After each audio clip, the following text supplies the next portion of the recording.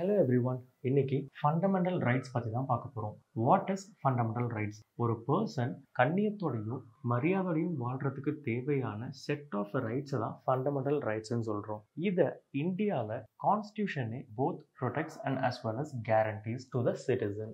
Fundamental ரைட்ஸோட நேச்சர்ஸ்லாம் பொதுவாக எப்போதும் it prevent establishing authoritarian and despotic rule, அதாவது சர்வதிகாரமான ஆட்சி அமையாமல் எப்போதும் பார்த்துக்கும். எக்ஸிக்யூட்டிவ்ஸோட கொடுங்கோன்மையிலிருந்தும் லெஜிஸ்லேச்சர் அவங்களுக்கு விருப்பப்பட்டபடியான மக்கள் விரோதமான சட்டங்கள் ஏற்றாமலையும் எப்போதும் பார்த்துக்கும். இன் ஜென்ரல் ஃபண்டமெண்டல் ரைட்ஸில் இருக்கக்கூடிய மெஜாரிட்டி ஆஃப் த ப்ரொவிஷன்ஸ் மக்களோட லிபர்ட்டி அண்ட் ஃப்ரீடமை கவர்மெண்ட் கிட்ட இருந்து ப்ரொடெக்ட் பண்ணுற விதமாக தான் இருக்கும். ஒரு சில ப்ரொவிஷன் ஸ்டேட் அண்ட் ப்ரைவேட் ரெண்டு பேர்கிட்ட இருந்தும் பாதுகாக்கிற வகையில் இருக்கும். But majority of the provision state கிட்ட இருந்து பாதுகாக்கிற வகையில் தான் அமைச்சிருப்பாங்க.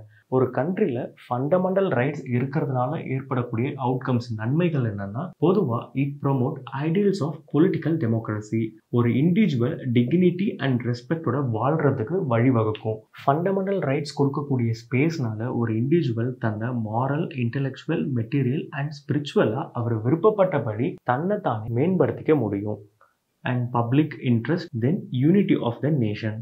இன் Indian constitution part 3 deals with fundamental rights. நம்மளோட எஃப்ஆர் யூஎஸ்ஏவோட பில் ஆஃப் ரைட்ஸ்லேருந்து இன்ஸ்பயர் ஆகி தான் டிராஃப்ட் பண்ணியிருப்பாங்க. பார்ட் 3 மொத்தமாக மேக்னா கார்ட்டா ஆஃப் இந்தியான்னு சொல்லி சிறப்பு பெயரால் அழைப்பாங்க. இதுக்கான காரணம் மேக்னா கார்ட்டான்றது தான் first written document related to fundamental rights of the citizen. இங்கிலாந்துல கிங் ஜான் 1215 ஒரு சார்ட்டர் ஆஃப் ரைட்ஸ் இஷ்யூ பண்ணியிருப்பாரு. இதோட பெயர் தான் மேக்னா கார்ட்டா.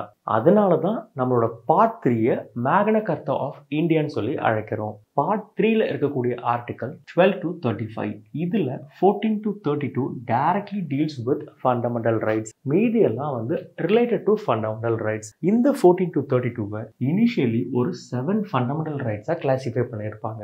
அதெல்லாம் first right to equality, article 14 to 18. Second, right to freedom, Article 19 to 22. Third, right against exploitation, Article 23 and 24. Right to freedom of religion, Article 25 to 28. Cultural and educational rights, Article 29 and 30. Right to property, Article 31. Right to constitutional remedies, Article 32. இதில் இந்த right to property Article 31 தான் through 44th Constitutional Amendment Act in the year 1978 fundamental rights இருந்து எடுத்துட்டு ஒரு legal ரைட்டா under article 300A in part 12 place பண்ணியிருப்பாங்க. So as of now இன்னைய நாளில் 6 ஃபண்டமெண்டல் ரைட்ஸ் தான். பட் கான்ஸ்டியூஷன் கமென்ஸ்மெண்ட் ஆகினப்போ 7 ஃபண்டமெண்டல் ரைட்ஸ் இருந்திருக்கும். தேங்க்யூ. தேங்க்ஸ் ஃபார் வாட்சிங்.